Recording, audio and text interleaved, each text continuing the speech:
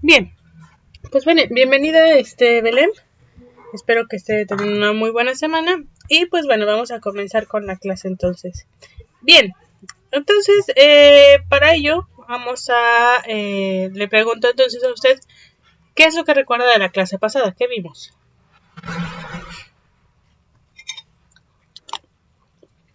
Sí, estuvimos viendo sobre huertos caseros mixtos. Estas pues son para proveer las necesidades que son las necesidades básicas de las familias o en pequeñas poblaciones.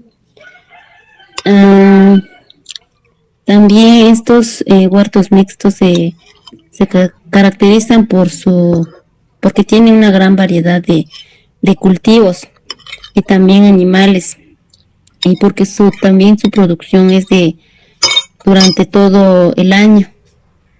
También estuvimos viendo sobre árboles en asociación con cultivos anuales. Eh, También sobre la asociación con cultivos perennes. Y también sobre sistemas agroforestales simultáneos.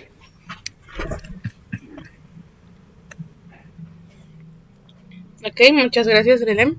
Bueno, de hecho, sí recordemos tanto los agroforestales, ¿cómo se llama? Bueno, vamos a repasarlo aquí otra vez. Un momentito.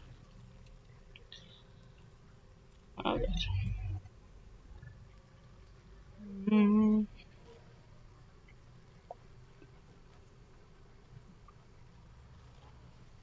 Ahí, ¿dónde está?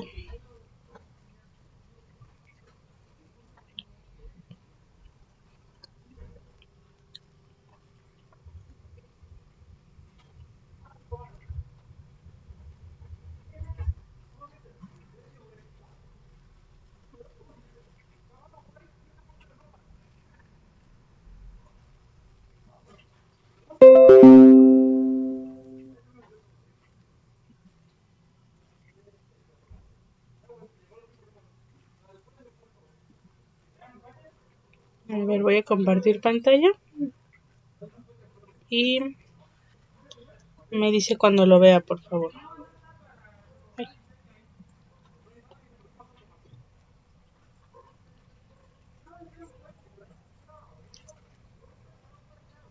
Sí, se ve. Perfecto. Bien, entonces, ¿dónde está? Ujú. Cuando vimos la clasificación de los sistemas agroforestales, ujú,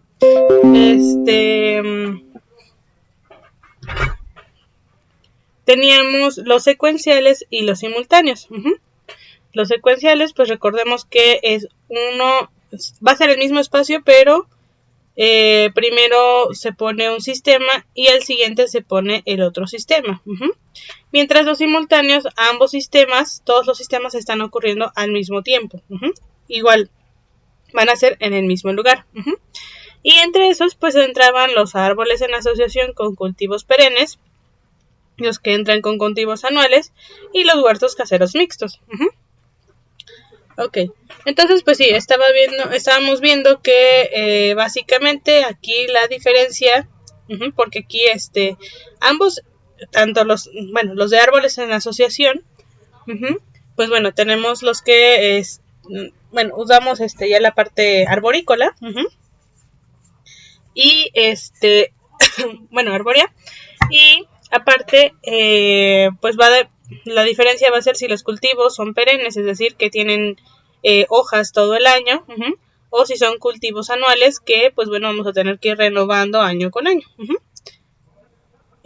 Claro, cada uno tiene sus pros y sus contras. Por ejemplo, los de cultivos perennes, pues bueno, los cultiva uno básicamente en una ocasión y ya los deja, ¿no? Claro, requieren de bastante trabajo. La diferencia es que con los anuales, pues hay que estar plantando año con año, pues los nuevos cultivos. Y bueno, ahí tendríamos la opción de elegir qué que cambiar, ¿no? Básicamente, qué cultivo poner un año y cuál el otro, ¿no? O en una temporada o en la otra. En cambio, en los perennes, pues bueno, ahí no tendríamos que hacer exactamente el cultivo año con año, pero sí tendríamos que pues tener el mismo cultivo pues todos los años, ¿no? O todas las temporadas. Perdón. Ok. Y luego en los huertos caseros mixtos, usted también lo decía, tenemos una combinación de una gran variedad de especies. Y pues bueno, suelen servir para comunidades pequeñas, ¿no? Y generalmente pues es más que nada para sustentar a la comunidad, a los agricultores, y no son tanto para hacer algún intercambio. Ahora le pregunto, Belén, ¿se acuerda con cuál de estos sistemas secuenciales se parecen los huertos caseros mixtos?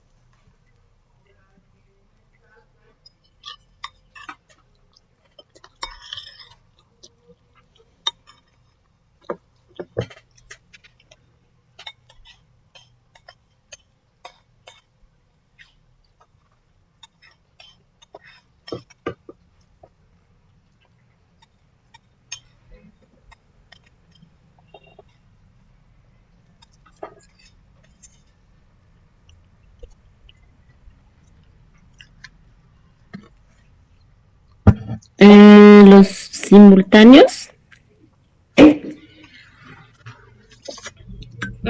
Bueno, me referí que cuál de...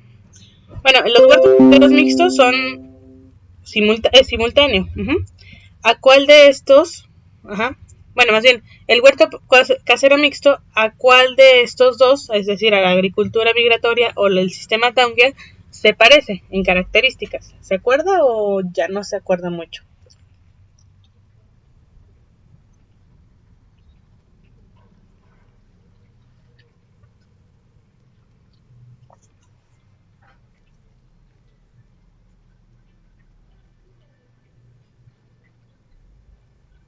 La migratoria. Exactamente. Perfecto. Sí, básicamente pues tienen casi los mismos objetivos, ¿no? Satisfacer las necesidades del agricultor. El intercambio, la comercialización de los productos es como algo secundario, básicamente. Bueno, el exceso de ellos. Sí se puede llegar a dar, pero es como algo secundario.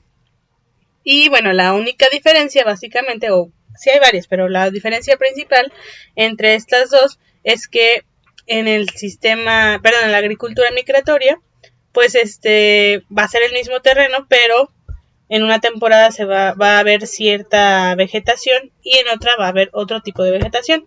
Mientras en los huertos caseros mixtos todo el tiempo va a haber el mismo tipo de vegetación, ¿no?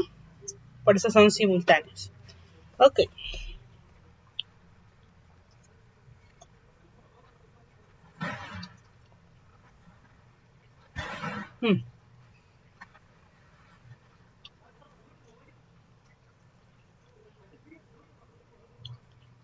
Y bueno, aquí veíamos al final algunos de los algunas características que sobresalen y por lo que pues muchas veces es usado, que son sistemas con necesidades de pocos ingresos y capacidad constante de egresos para el consumo, porque nuevamente como se están reciclando los nutrientes, etcétera, pues no necesitamos ingresar más, ¿no? La necesidad de mano de obra va escalonada en el año, y no se concentra en épocas cortas, es decir, básicamente todo el año se necesita casi la misma mano de obra. Depende más de la mano de obra familiar. Ecológicamente son sistemas muy parecidos a los naturales, porque hay varias especies, se hace básicamente un ciclo ecológico normal, ¿no? Económicamente son sistemas con gran resistencia a la fluctuación e inseguridad del mercado debido a sus productos diversificados. Es decir, si uno no se está vendiendo mucho o falla alguno de los cultivos, pues bueno, tenemos otros que pueden solventar eso, ¿no? Va a ayudar a mantenernos a flote.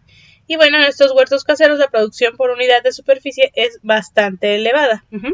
A pesar de que el producto como tal, obviamente si tenemos menos espacio para ese producto va a ganar menos, en total, de la suma de todos los productos, pues bueno, va a ser mucho mayor, ¿no? Y más porque estos tipos de productos, pues son de mucha mayor calidad.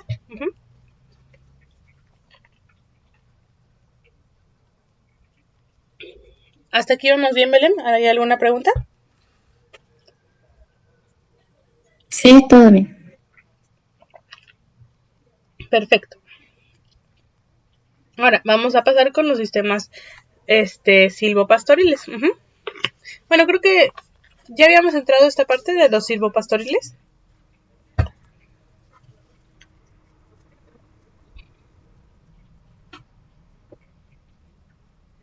Sí, Ok. Bueno, entonces vamos rápido con un repaso, ¿no? Aquí, bueno, se van a hacer asociaciones de árboles con pastos. ¿Pastos para qué? Pues para el ganado, básicamente, ¿no? Y este pastoreo va a ser, entonces, estos pastos van a estar en plantaciones forestales y frutales. Ya sean árboles para madera y otras cosas, o árboles frutales, ¿no? Entonces, un sistema silvopastoril son asociaciones de árboles, ya sean maderables o frutales, con animales, y puede o no haber cultivos. Se pueden practicar a diferentes niveles, desde grandes plantaciones arbóreas comerciales con inclusiones de ganado, como complemento a la agricultura o como complemento de la agricultura de subsistencia. Entonces, hay aquí algunas interacciones principales en este tipo de sistema, ¿no?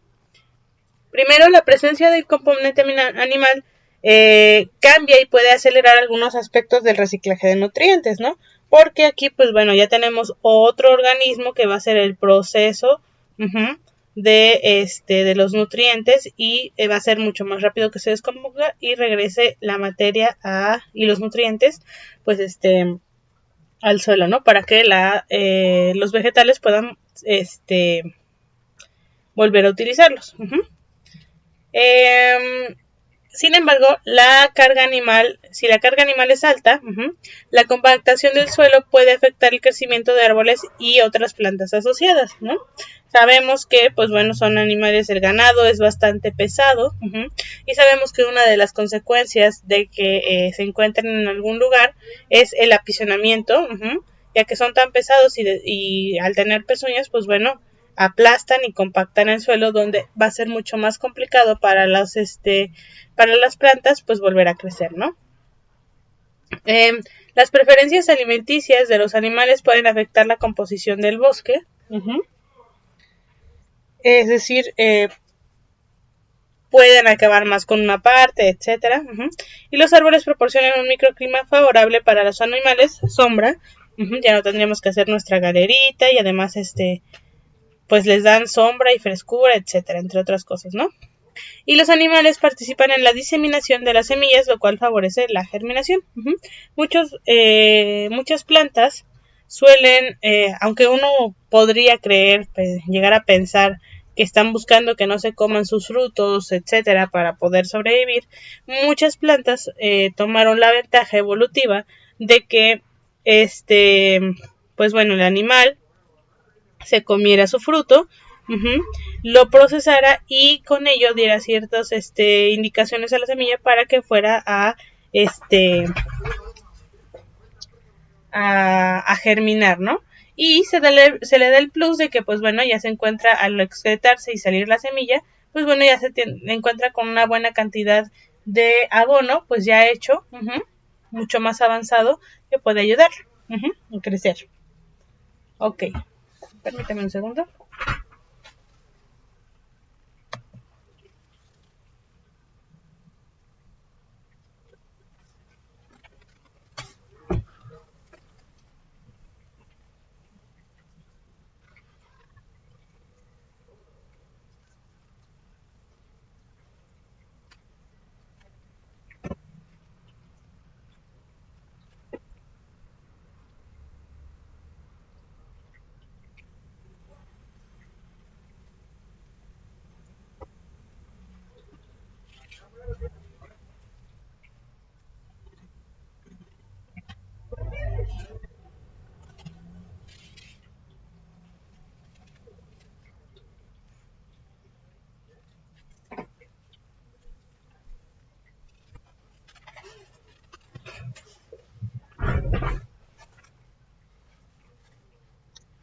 Ya, gracias. Ok. Ahora, desde el punto de vista ecológico también veíamos que el uso de árboles como leguminosas puede contribuir a mejorar la productividad y sostenibilidad. ¿Por qué? Porque hay un aumento en el rendimiento del pasto asociado a través de la alimentación de los animales que comen fruta y follaje de los árboles. Es decir, recordemos que las leguminosas son algunas de las plantas más conocidas que son árboles de uso múltiple por un lado. Perdón. Y además, estos árboles de uso múltiple suelen ser fijadores de nitrógeno. Entonces, pues bueno, aparte de que fijan nitrógeno, dan sombra, aguantan calores, ¿no? Aparte de todo eso, van a darle alimento a nuestro ganado. Y pues bueno, eso es ya todavía una gran ventaja, ¿no? La economía de estos sistemas se caracteriza por la obtención de ingresos a corto y largo plazo. Y en lo económico se puede favorecer con aumento y diversificación de la producción. Es decir, pues bueno, tenemos tanto a los animales que pueden, no sé, producir a corto plazo piel, o bueno, lana, si es ganado ovino. ¿Qué más? Pues bueno, nos dan los cultivos, leche, a veces si estamos teniendo hembras lactantes. ¿Qué más? Y bueno, los cultivos, ¿no? Y ya con los árboles, pues bueno, podríamos obtener la madera o simplemente ya obtenemos los nutrientes, entre otras cosas. Entonces tienen una gran cantidad de cosas que pueden producir, ¿no? Algunos ejemplos son la Glyceridia sepium, sepium, que puede soportar periodos de sequía y además de forraje para los animales, puede proporcionar madera, leña, entre otras cosas. Luego tenemos la Leucaena leucocephala, también es una especie de uso múltiple, de propósito múltiple. Y una de sus desventajas, bueno, es que su productividad es baja en suelos ácidos. Se han producido 11 a 14 toneladas de forraje y de 9 a 10 toneladas de tallos por hectárea en plantaciones densas. Entonces, a pesar de que esta especie tiene muy buenas características,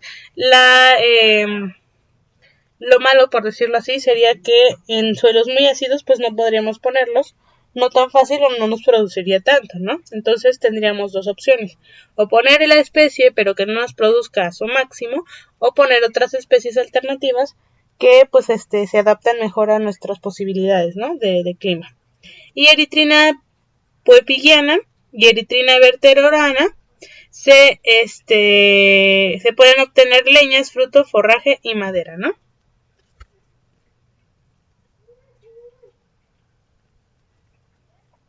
Bien, y después pasamos a las asociaciones de árboles con pastos. Esta ya no lo vimos, ¿verdad? No, ya no. Ok. Bien, ¿cuál es el objetivo principal? Aquí. Si nos damos cuenta, en los otros puntos, en las otras clasificaciones, veíamos que el árbol era el objetivo principal o el cultivo era el objetivo principal, ¿no? Dependiendo. Por ejemplo, en el sistema Taungia, pues el árbol es el objetivo principal y los cultivos solo están por de mientras, ¿no? Pero se supone en teoría que el árbol, una vez ya madurado y listo para cortar, pues se le haga el corte y se deje de hacer el cultivo. Nada más nos quedemos con el manejo a los árboles, ¿no? Pero muchas veces pues veíamos que los agricultores pues no les convence hacerlo y termina por querer ampliar el tiempo de cultivo. Pero bueno, se estaría desviando uno pues del objetivo principal. No significa que esté mal como tal, pero no es el objetivo principal el cultivo, como le digo, sino el árbol, ¿no? Y aquí el objetivo principal va a ser la ganadería. y de forma secundaria se obtendrían productos de madera, leña o frutos.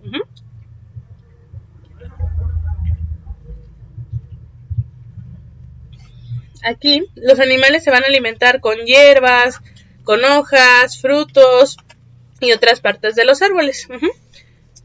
Y bueno, también eso nos va a ayudar a que estén mejor nutridos, entre otras cosas, ¿no?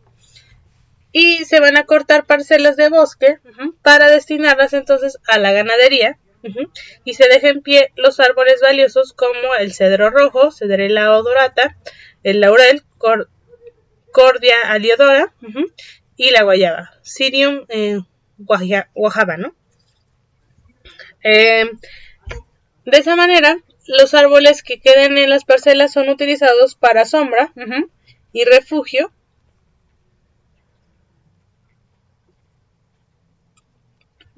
Para sombra y refugio del ganado. Además se aprovecha la leña, ¿no? Entonces el árbol va a ser como el producto secundario, el producto como el plus que nos va a ayudar a sobrevivir épocas complejas para nuestro producto principal. Y además nos va a proporcionar muchas cosas más, ¿no? Pero aquí el objetivo principal es el ganado. Ok.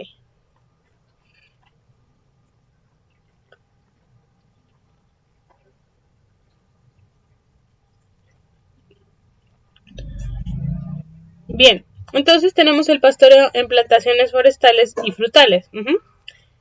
Aquí puede ser en plantaciones de árboles de leña, maderables y también frutales, ¿no? Con este sistema se logra el control de malezas y a la vez se obtiene un producto animal durante el crecimiento de la plantación.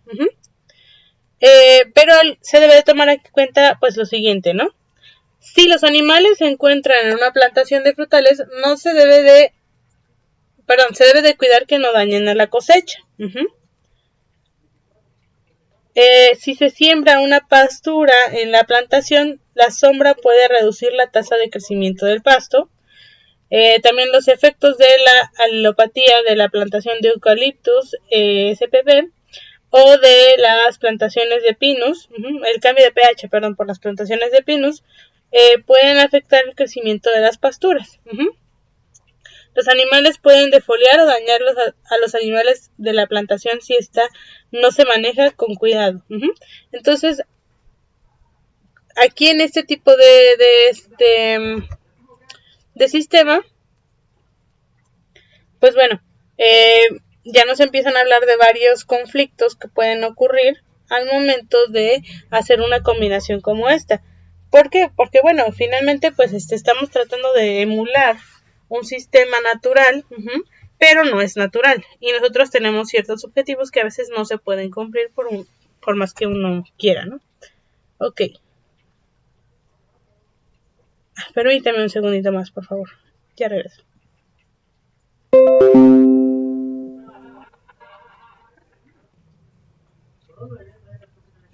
Ya, gracias, Belén.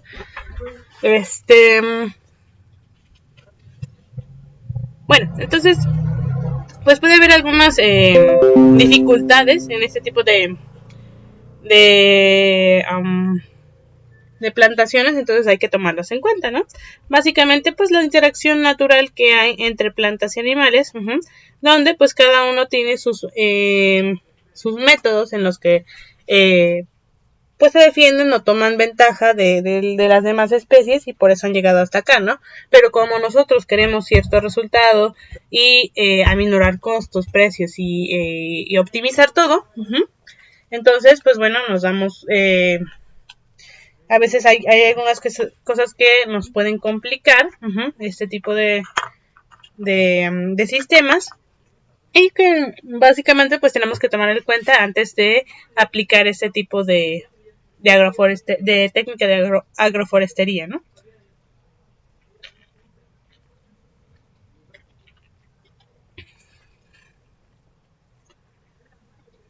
Ok, bien. Ahora, en cuanto a las plantaciones en línea, pues bueno, como lo dice su nombre, nos mantenemos en línea, ¿no? Aquí va a haber una mezcla de árboles, cultivos y o animales Nuevamente, pues se necesitan árboles y vemos si hay cultivos y vemos si hay animales, ¿no? Y puede tomar muchos modelos y formas, desde los surcos alternos de cultivos y árboles podados para cercas, hasta animales pastando debajo de los árboles, ¿no? Entre las técnicas relacionadas con la agricultura y la ganadería, principalmente para proteger a los cultivos y el ganado, se han desarrollado dos técnicas principales, ¿no? Los cercos vivos y las cortinas rompeviento. Entonces, pues básicamente, bueno, vamos a ver de qué, bueno, no. Más bien, primero le pregunto, ¿usted de qué cree que traten los cercos vivos? ¿Qué cree que se haga en los cercos vivos?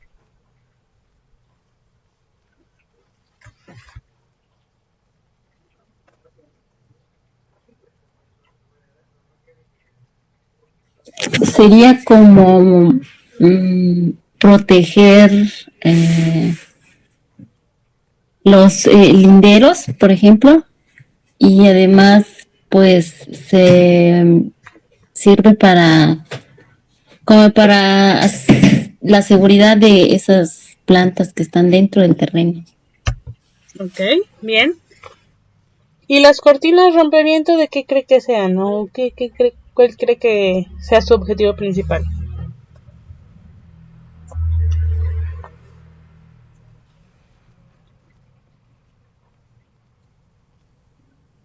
Para,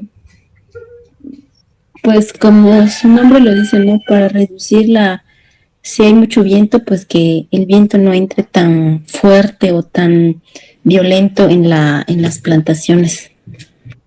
Ok, muy bien. Pues vamos a ver entonces. Sí, más o menos por ahí va, ¿no? Bueno, los cercos vivos, ¿qué es básicamente? Bueno, aquí se usan postes vivos, es decir, árboles vivos, para pegar alambre de púas en una extensa, en un área, ¿no? Y esta práctica es bastante extensa en América tropical. En lugar de poner postes de haber cortado un árbol, pues ¿por qué no se pone un árbol vivo como tal, no? Es mucho más, pues, óptimo, ¿no?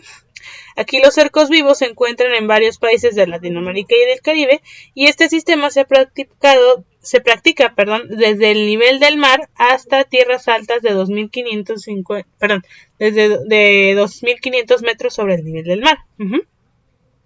Entonces, las especies que se usan varían con las condiciones ecológicas. Por esta razón, los cercos vivos se hacen parte de los paisajes, desde los más secos hasta los más húmedos. Obviamente, bueno, el objetivo principal, o qué es lo principal acá, pues usamos un árbol vivo, ¿no? Para hacer la cerca. Ahora, ¿qué árbol? Pues bueno, tenemos muchas especies dependiendo del lugar. Si estamos en un lugar seco, pues bueno, ponemos árboles que estén acorde al clima, y lo mismo si estamos en un lugar muy alto y frío, frío y húmedo, pues bueno, se van a poner especies diferentes, pero eso es la ventaja aquí, ¿no? Que podemos usar, tenemos infinidad de especies que podamos usar según nuestras condiciones. De acuerdo con Budowski, en el 87, el establecimiento consiste en plantar estacas grandes, de más o menos 12 metros y medio de largo y de 8 a 20 centímetros de diámetro. ¿Para qué? Pues bueno, básicamente para poder poner un árbol, luego poner el otro, y que no, al momento de crecer, pues no haya tanta competencia. Y bueno, no se logra el objetivo principal, ¿no? Además de soportar los alambres, los postes proporcionan también leñas, alimentos y actúan como rompevientos y protector de la parcela contra los depredadores, ¿no?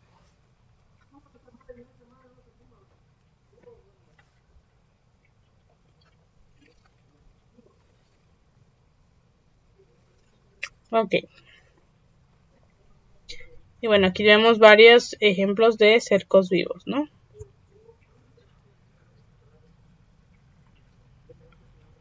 Y bueno, aunque no lo pareciera, pero tenemos que tener cuidado, pues de ver cómo vamos a acercar, de manera que no perjudiquemos al árbol. al momento de ponerlo.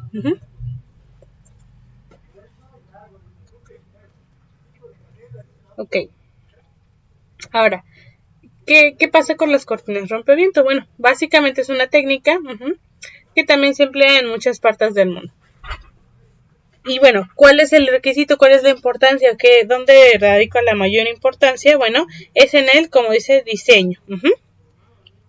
¿Por qué? Porque este diseño permite, pues hacer lo que dice aquí, romper el viento, ¿no?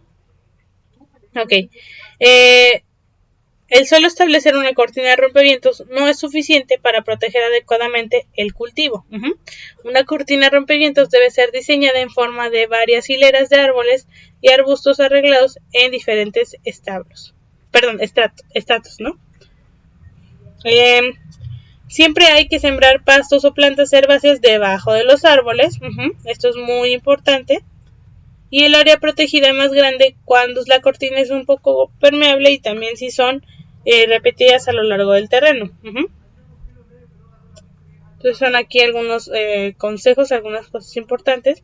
Y un factor muy importante también es en el diseño de las cortinas rompevientos es la orientación de los árboles. Es la orientación, pero los árboles deben establecerse en forma de perpendicular a la dirección dominante del viento, ¿no? ¿Para qué? Pues para hacer lo que piden, romper los vientos.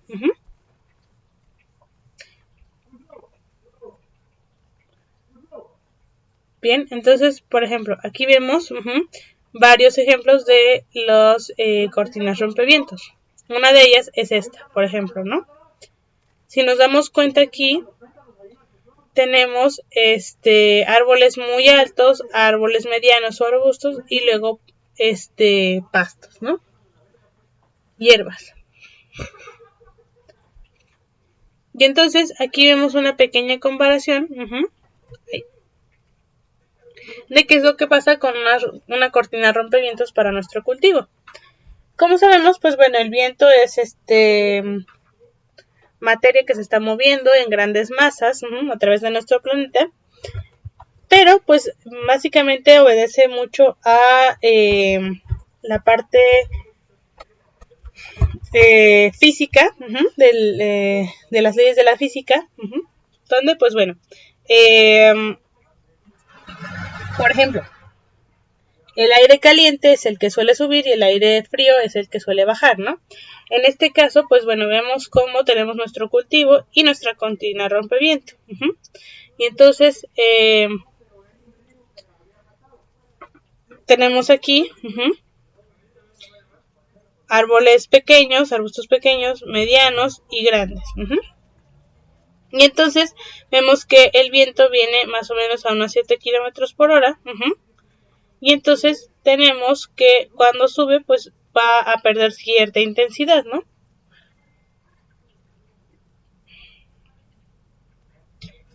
¿Por qué? Porque bueno, aquí físicamente está chocando contra este árbol, bueno, primero contra este árbol, luego contra este segundo y luego contra este tercero. Ay, un momentito, permítame.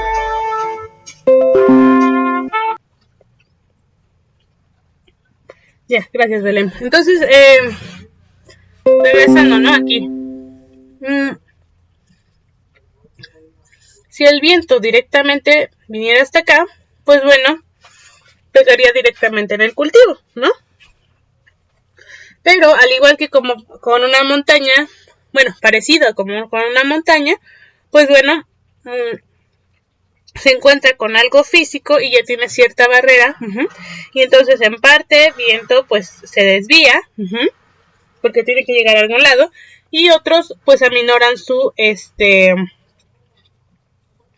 fuerza, ¿no?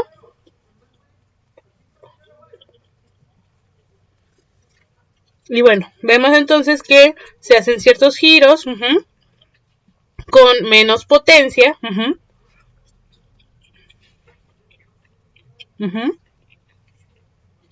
Y además, pues bueno, dependiendo de qué especies pongamos, pues van a tener más o menos permeabilidad.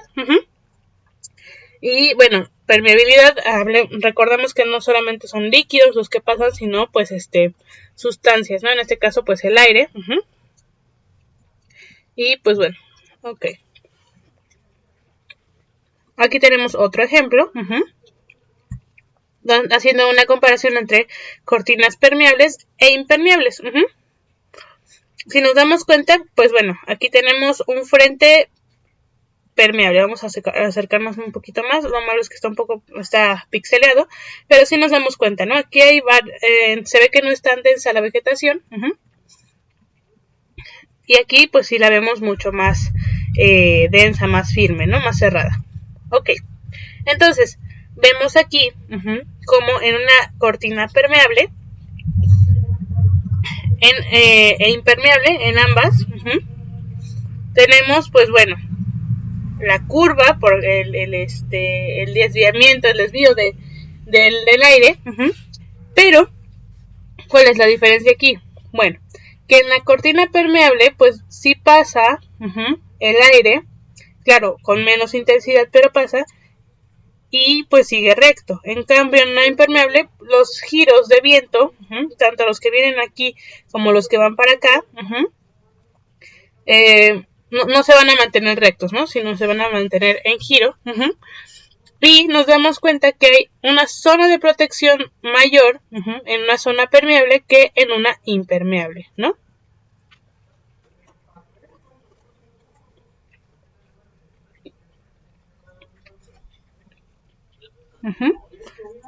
Y pues nuevamente, y aquí nos damos cuenta, si más o menos vemos en lo pixelado que está esto, que tenemos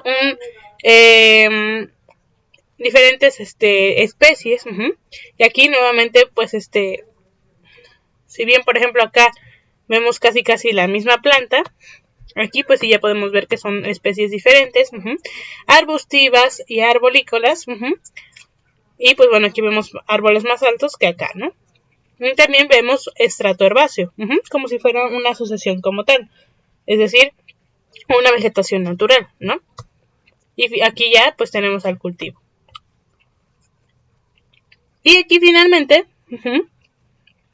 vemos algo un poco todavía más complejo, donde tenemos varias funciones y tenemos también pues nuestros cortinas rompevientos, ¿no? Y arriba recordemos, en la parte de los cercos vivos, se hablaba de que en los cercos vivos se pueden utilizar como cerco vivo y además como cortina rompeviento, ¿no?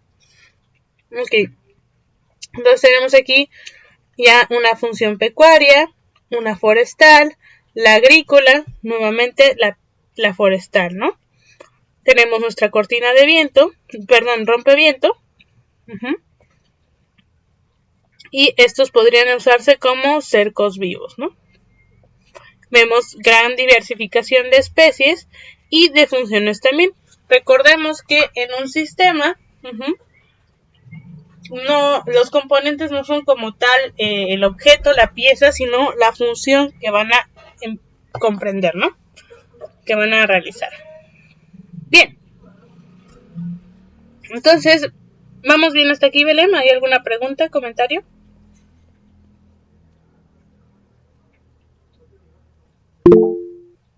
No. De acuerdo. Bien. Ahora, ok. Bien, ¿qué va a pasar ahora? Yo le voy a exponer dos pequeños temas que vienen en una lectura que les voy a pasar acerca del potencial de la agroforestería en México. Es decir, ¿cuál es el potencial de la agroforestería en México? Algunos ejemplos que se están aplicando con éxito en la región tropical, perdón, en México, ¿no? En general. Un momentito.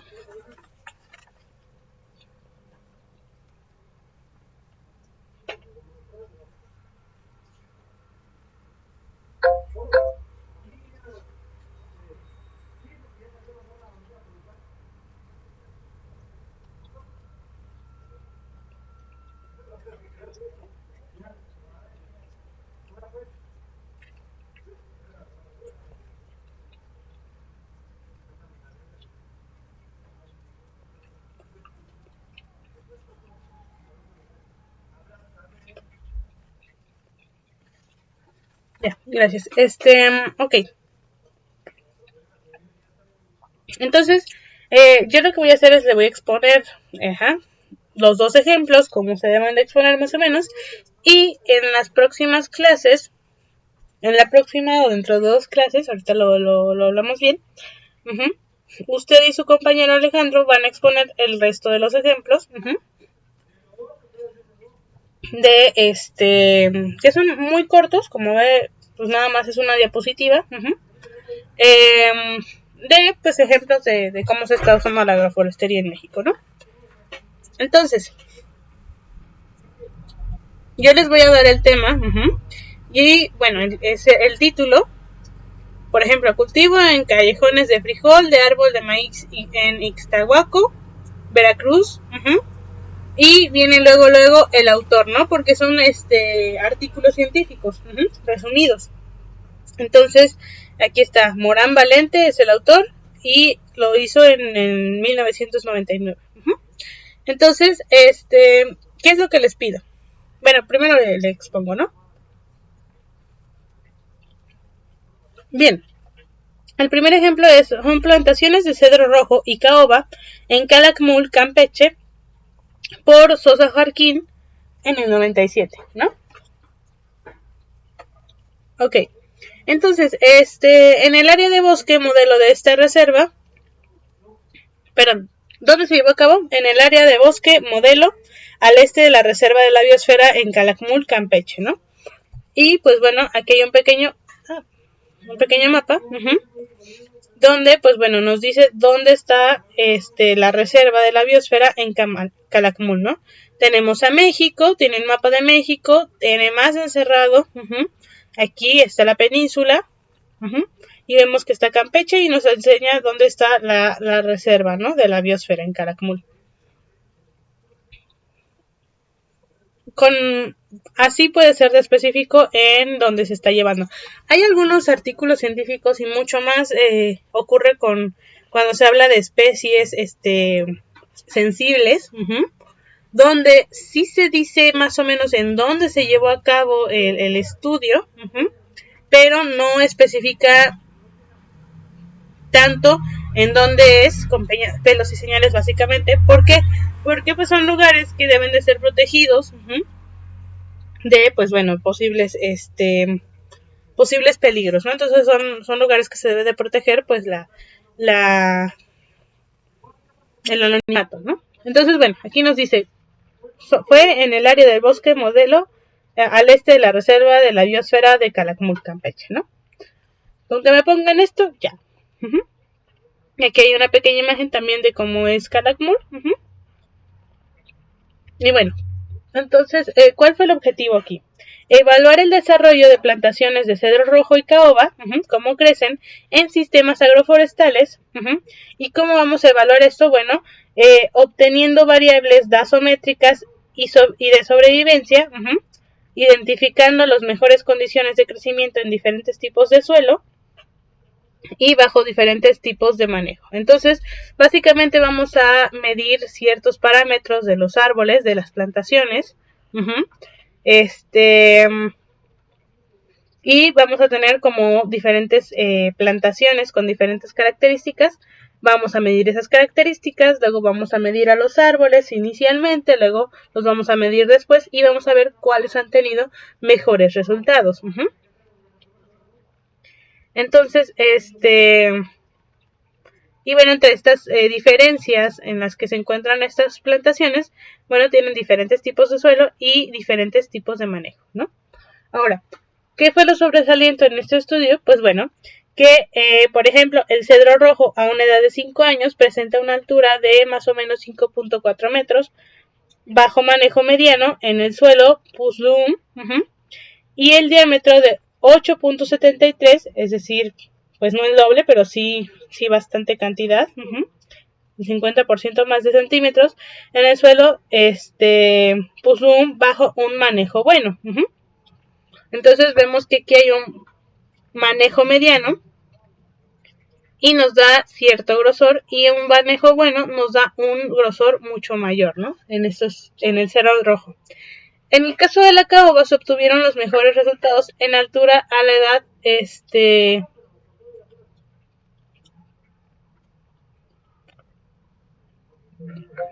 perdón, le estoy diciendo mentiras.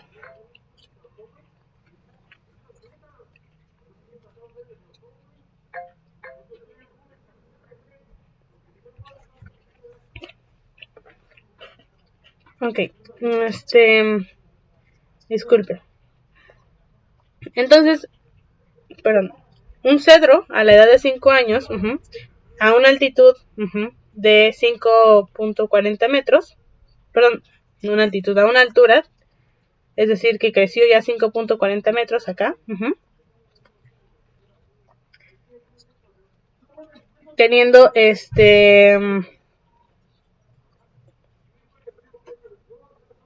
un manejo medio, y un diámetro de 8.73 centímetros hacia el suelo, bajo un manejo bueno. Y en el caso de la caoba, se obtuvieron los mejores resultados a una altura a la edad de 5 años, en altura a la edad de 5 años, con 5 metros bajo manejo bueno en el suelo Jacques Ahon, y un diámetro de 6.99 centímetros con manejo bueno en suelo Jacques Ahon, ¿no? Entonces, estos fueron los mejores resultados, es decir, las mejores alturas, edades y suelos que se le dieron a este tipo de plantaciones. Y entonces, ¿yo qué les pido para que expongan? Básicamente, les pido que me pongan el título, el autor del artículo, el año, dónde se hizo, cuál es el objetivo principal y los resultados sobresalientes, ¿no? No quiero que me digan todos los resultados, etcétera, no, solamente lo que resalta de los resultados. Y entonces también le van a poner un pequeño mapa y si pueden la representación de las especies de las que esté hablando el artículo. Nada más, ¿sale? Ahora, otra es plantaciones de cedro rojo, primavera y nogal en Catemaco, Veracruz, por Rojas Morales en el 95.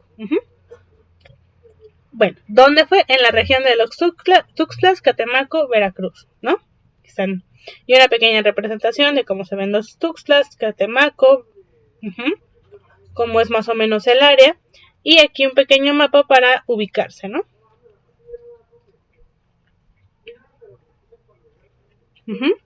Entonces aquí tenemos los Tuxtlas, y un mapa más acercado con el tipo de vegetación que tienen, ¿no? Y uso de suelo.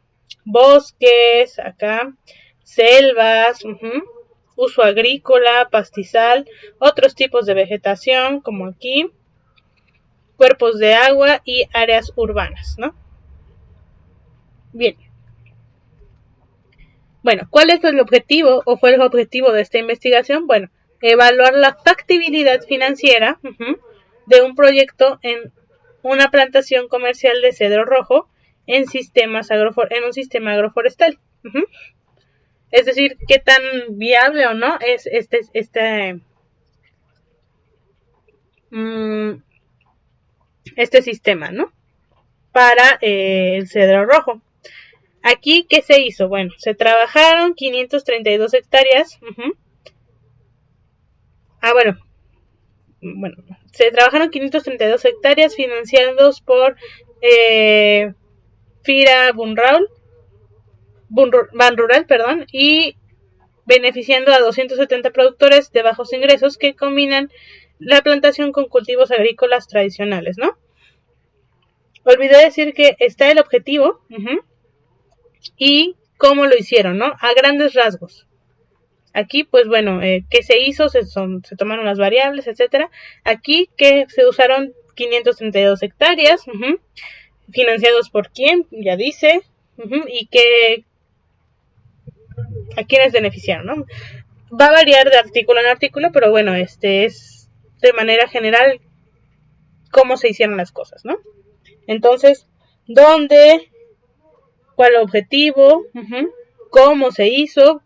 a grandes rasgos y qué pasó después, ¿no? Entonces, ¿cuáles fueron sus resultados sobresalientes? Que después de 22 meses, casi 2 años, se indicó una buena adaptación y crecimiento del cedro rojo. Los tratamientos silviculturales puestos son los bien aceptados y adecuados a la especie.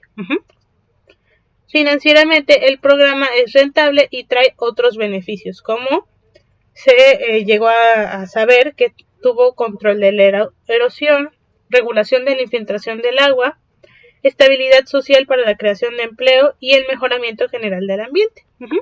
Entonces, estos fueron los resultados principales de esta investigación, al saber qué tanto estaba funcionando la plantación del cedro rojo, y no solo a nivel ecológico, sino a nivel socioeconómico. Porque recordemos, en la agroforestería, decir que algo es sustentable no solamente es que sea sustentable para nuestro medio ambiente, sino que sea sustentable para quienes lo vayan a utilizar, quienes utilicen estas técnicas, porque a final de cuentas, recordemos, el ser humano es parte de muchos ambientes, y no es como para sacar al ser humano, sino para, claro, si ya ha estado en el manejo de ese territorio desde hace mucho, sino para que se haga un manejo adecuado, para que sea sostenible del territorio.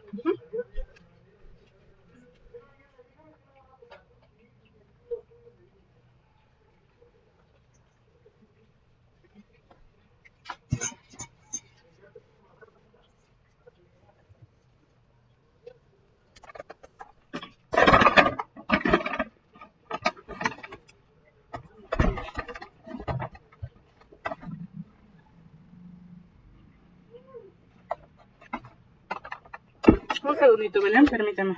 Ya se le está acabando la pila a mi computadora y no se quiere conectar. Un segundo.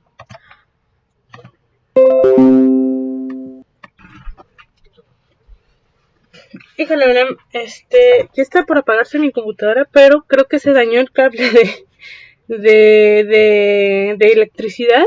Entonces, pues bueno, vamos a dejar la clase hasta aquí. En lo que trato de arreglarlo. Y ya les estaría mandando yo lo que tienen que exponer, ¿no? ¿Qué temas ustedes dos? Y ya lo estarían exponiendo la mitad la próxima semana y la otra mitad dentro de 2 semanas, ¿sale? Mientras que continuamos con el resto de la clase. Sí, está bien. Bueno, muchas gracias, Belén, que esté muy bien, cuídate mucho y nos vemos en la próxima clase. Gracias. A ustedes, hasta luego.